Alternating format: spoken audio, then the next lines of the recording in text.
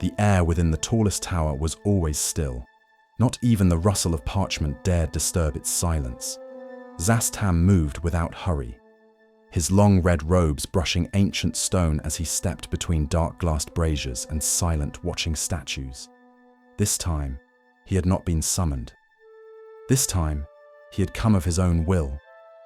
The shadows near the far wall uncoiled like mist peeled back by the eerie glow of moonlight, revealing the gaunt, skeletal figure upon his golden throne. Larloch, the Shadow King, draped in cloth older than most cities of the Sword Coast, his hands clasped in front of him as though bored with eternity. "Tam," came the voice, crackling like dry leaves across old marble. "How brave, or foolish, to arrive unbidden." Zastam inclined his head politely. "Neither. Simply curious." "That," Larloch rasped, "is how Karsus began." The iron stones about his skull pulsed softly, 27 of them, each one a flickering testament to a forgotten enchantment. His eye sockets flared with red pinpricks, and for a moment he said nothing more. "So, speak, Zolkir. What morsel of history do you seek this time?" Zastam stepped forward, pausing just short of the first, glyph-seared step before Larloch's throne. "I would hear you speak of yourself, Shadow King.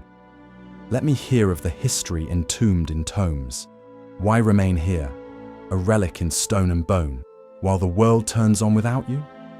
A sharp sound escaped Larloch's skull, perhaps a laugh, perhaps something else entirely.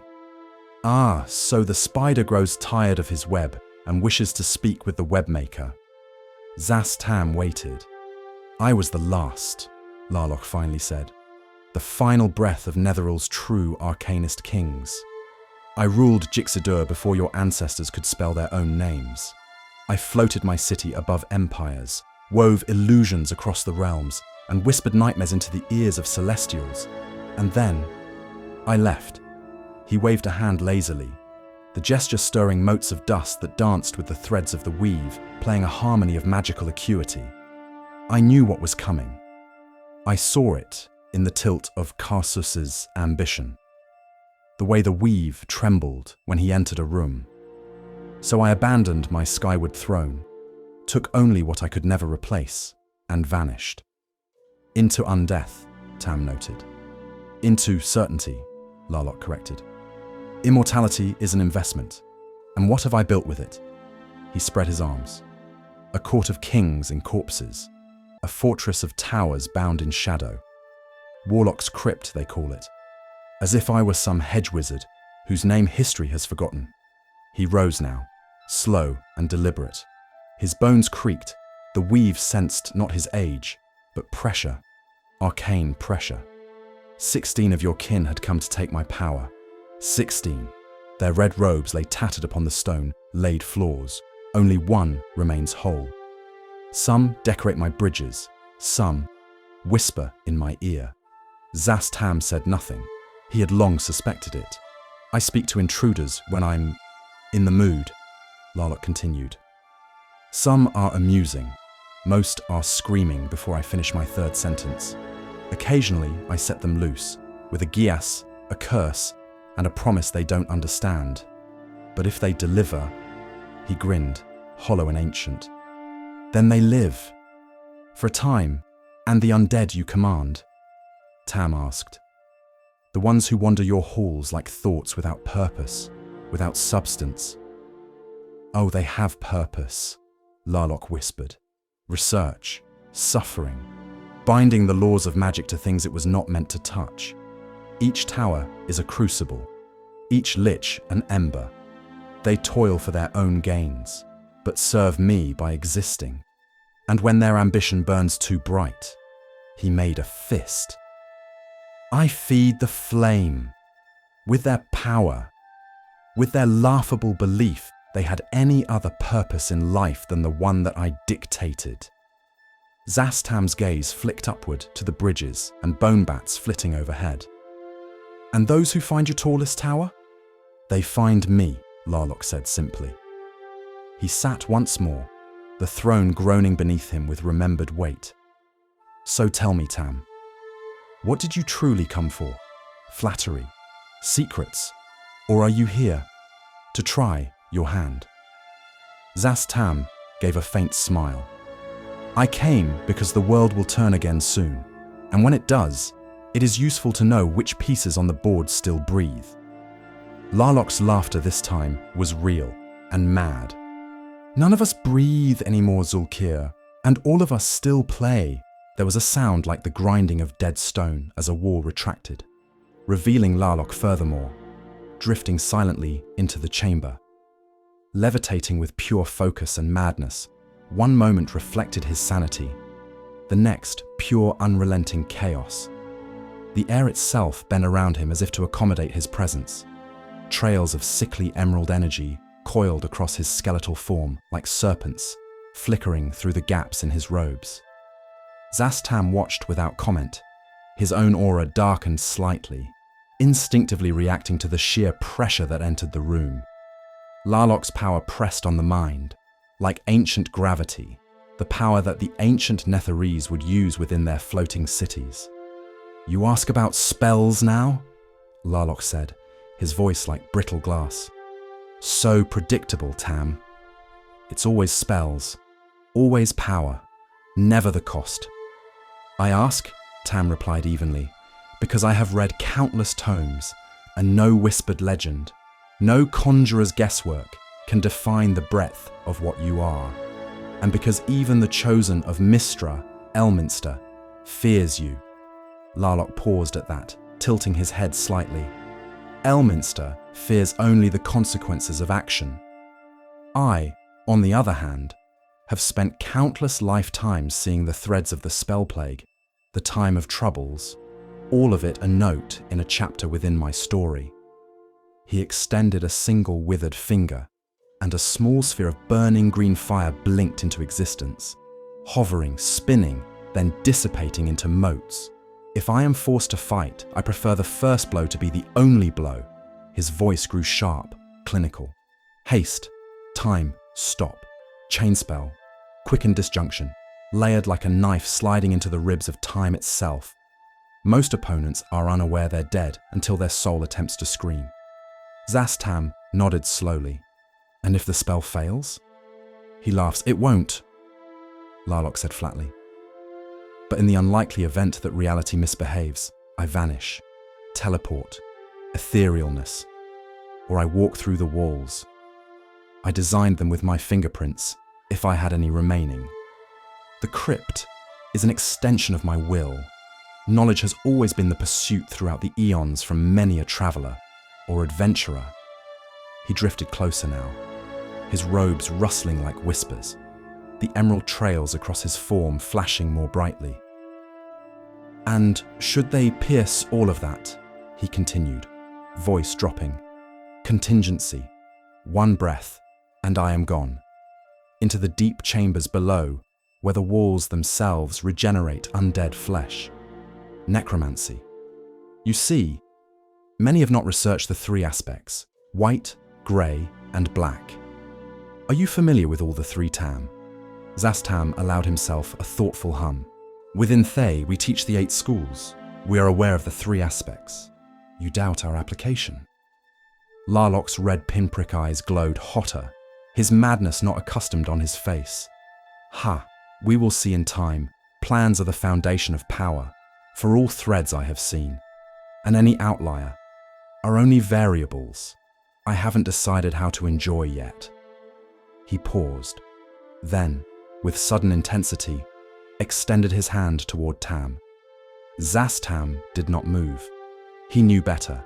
Emerald light coiled along the bones of Larloch's fingers, an aura of dreadful beauty. If I touched you, Tam, you would see it. The fall. Visions of Netheril's last breath flooding your mind like drowning in the loss of the weave. The last screams before the end of so many. These curses would not end at pain. They would redefine the self. If it was not you, an adventurer perhaps, they would rot where they stand. Others flee, believing their skin has turned to leprosy. All of it calculated, elegant, Tam remarked with dry admiration. And still, Elminster says your full power remains undefined. Elminster is correct, Larloch replied, but he still fails to understand. Another gesture, and a phantom image shimmered to life. A great orb, gleaming and with a glassy sphere, coloured in black and violet, crisscrossed with infernal glyphs. The Death Moon Orb. My creation, Larloch intoned proudly, crafted to whisper through the minds of rivals, to command, to listen, to summon devils at my pleasure. A relic of the Empire proper, not your modern baubles of spark and light. Zastam's expression remained composed. And the blue flame items? Larloch turned slowly toward the darker recesses of the tower, as if remembering something far more delicate. Yes, those, he said softly, created with the imprisoners, a gift to Mistra, spirits bound in flame, power sealed in permanence. Even in madness, I remember what must endure. And your servants? They are the remains of ambition, Larloch said without emotion. 60 liches, and more besides. Vampires, wights, constructs of bone and sorrow. Many from Netheril. Their loyalty is absolute, woven into them through bindings too old for your red wizards to comprehend. He turned back toward Tam. Sometimes, I release one. I like to see what freedom does. Most waste the gift. Zastam exhaled faintly. You are not a man, Larloch. You are a theorem no one dares to solve. Good, the Shadow King replied. I prefer my equations to remain unfinished. And with that, he vanished, his robes dissolving into the air, the sound of his departure, like pages torn from an eternal book.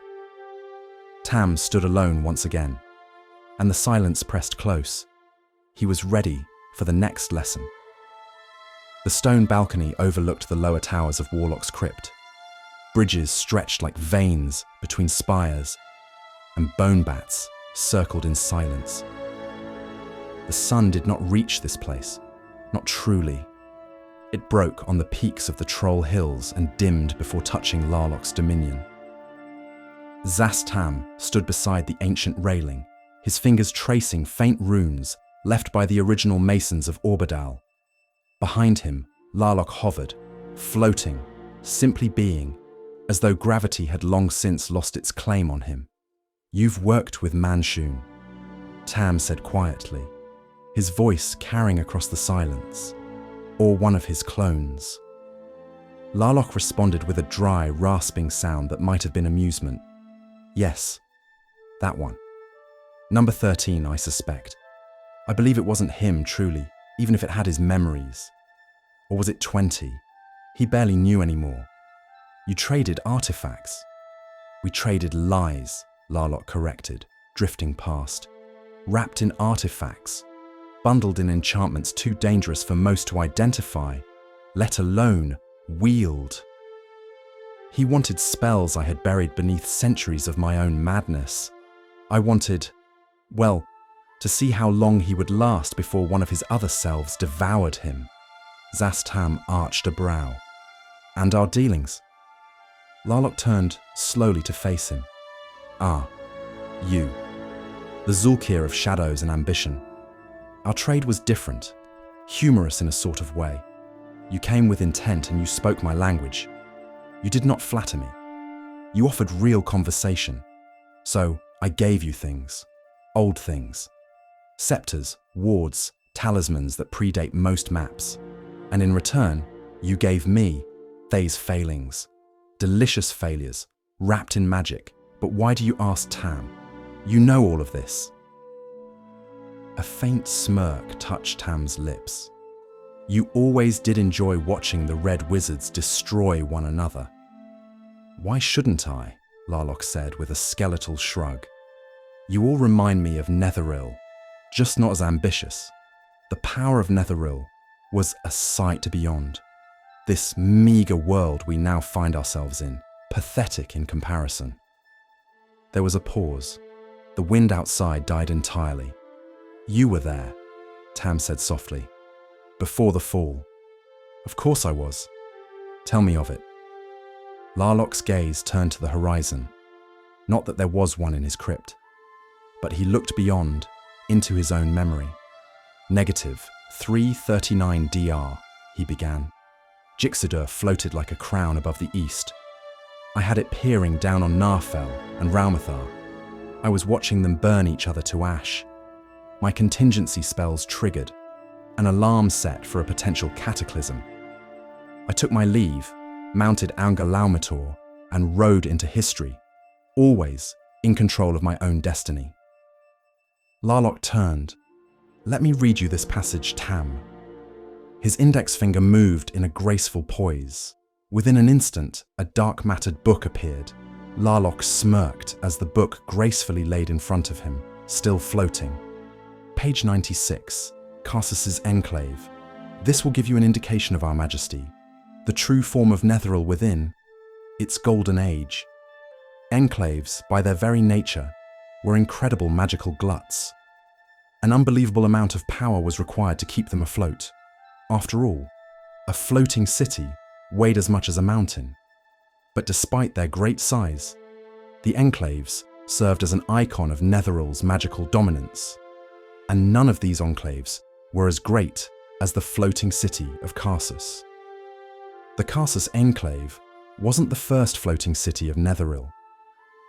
That honor rested with the enclave of Iolam. Karsus exceeded the magnificence of Ulam in a few distinct ways, however. First, the enclave was one of the first with two different mythallas that supplied magical power to all its unique creations. The first mythalla powered all of the quasi-magical items that existed in Karsus, while the second provided the magical energy for the various magical luxuries and gravity-defying architecture. Second, Archwizard Karsus quickly rose to become the most prominent arcanist of his time, exceeding even the father of Netheril, Ulaum, in magical arts and prominence in the eyes of Netheril's citizens. As with all Archwizard rulers, his word became the law of the Enclave, and no one who desired to remain on Karsus dared to oppose him. This prominence extended to laws that the Archwizard wanted, enacted to apply to all of Netheril's enclaves and cities. No one openly criticized the Archwizard. The best architects in the land created a number of buildings that defied the very laws of gravity and physics. Marble, quartz, granite and other materials were brought from around Netheril for use in the Enclave's building phase. Even with the aid of magic, it took more than a decade to finish building the city. The force of gravity was twisted and contorted, causing different centers of gravity on the same wall. Statues were suspended between gravity planes, granting the appearance that the artwork was levitating in mid-air as people walked both above and below it. Some areas of the city even lacked gravity, and it wasn't uncommon to see citizens propelling their weightless bodies from one building to another. Magical force walls prevented people from hurling themselves over the side of the enclave. Many of these structures quickly became some of the greatest arcanist colleges and universities in Netheril. The uniqueness of the structures and the status of working alongside the Archwizard lured people to the Enclave, and the city met with great success. Larloch's finger illuminated with his connection to the weave apparent. The book closed, looking at Tam now with a smirk, madness creeping into his silhouette. Karsus's folly. A masterstroke, Larloch said with venomous delight. And the final, fatal failure. He wanted to save Netheril, and in doing so, he killed it. Jixadur fell. My city obliterated. But I survived, because I planned, because I knew. And then you found Orbadal. Yes, Larloch's tone shifted. Sadder, perhaps, though it was difficult to tell.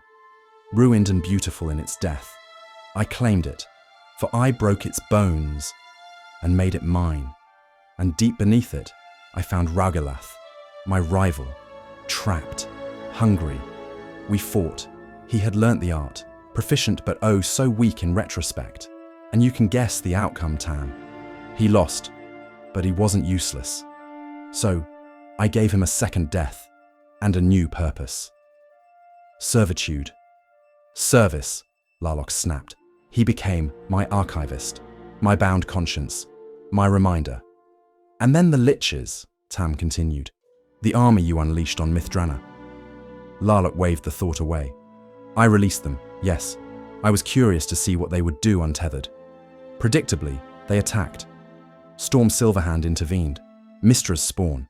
Her silver fire nearly burned through the last veil of my sanity. It was illuminating. There was silence. Then Zas Tam asked, "And yet, in 1487, you tried to become magic itself?" Larloch did not answer at first. His Ioun stones spun slowly, warily, as though weighing the air. "I tried," he said at last, "because I had to. Mystra died, returned, and the weave trembled. The wards of Candlekeep, the mythal of Mithdrana. I could feel them, you understand, Tam. When the threads of power are waiting to be claimed, you must take the threads of your own fate. No one else could hold them. Only I had the patience, the mind, the right shape. And yet you failed. Because the Srinshi," Larloch said, a snarl coiling beneath his words, "remains ever the blade between what should be and what is. Elminster too, that doddering conjurer. Their intervention denied perfection. I always get tired of that meddler. You may remember the previous conversation we had. That name drives me to madness." Zas Tam gave a slight bow of his head. "A shame." "No," Larloch corrected. "A delay, and even you, Tam, will bow to my designs." He laughed with a pansophical grin. The wind returned, and with it, the stench of power. "The eons of history are not done with me, Tam," the Shadow King whispered. "Not by any measure. The art is incomplete. The weave still strains, and I will be there when it breaks again." Zas. Tam remained quiet. Larloch turned to him fully, robes dragging the silence behind them. "You came to see if I still remember. I do. I remember everything." And with that, the red glow deepened in his sockets. And the crypt fell still once more. The room was not marked on any map. No sigil warded its doors, because there were none. The entrance unfolded only when willed, and it opened inward. Zas Tam had followed Larloch through one such aperture now, stepping beyond the physical dimensions of Warlock's crypt and into a chamber that hummed with impossible power. Reality flickered at the edges here, threads of magic weaving and unweaving themselves like breath. It was a temple, and the only god worshipped here was the art. Larloch extended one skeletal hand and a dozen illusions peeled away, revealing rows upon rows of items suspended in stasis. Books without bindings, weapons that throbbed with sealed rage, and staves that had not touched mortal hands since the fall of empires. "You wanted to see the truth," Larloch murmured, his voice more recurrent in the mind than a sound in the air. "This is my collection." Zas Tam's eyes scanned the chamber. He recognized nothing. Or perhaps he failed to understand what he was seeing. "You have everything. The art hums in this place. I feel the connection to her, to the tapestry of power." Larloch turned, crimson pinpricks gleaming. Every common spell known to the realms, dozens of uncommon ones that even Elminster has forgotten, spells that were unspoken in the time of dragons, runes stolen from the dreams of dying gods, and items. Oh, Tam, so many items. He gestured lazily toward a floating platform, a staff of the Magi etched with moving glyphs, pulsed with dormant fury. "I use it," Larloch said, "but it is not as it once was." He passed other relics, speaking without pride, only certainty. Braces of armor, cloaks of resistance, vests of displacement, robes of eyes, gloves of storing, winged boots, rings, amulets, belts, altered, empowered, unreplicable. Some are not even items anymore.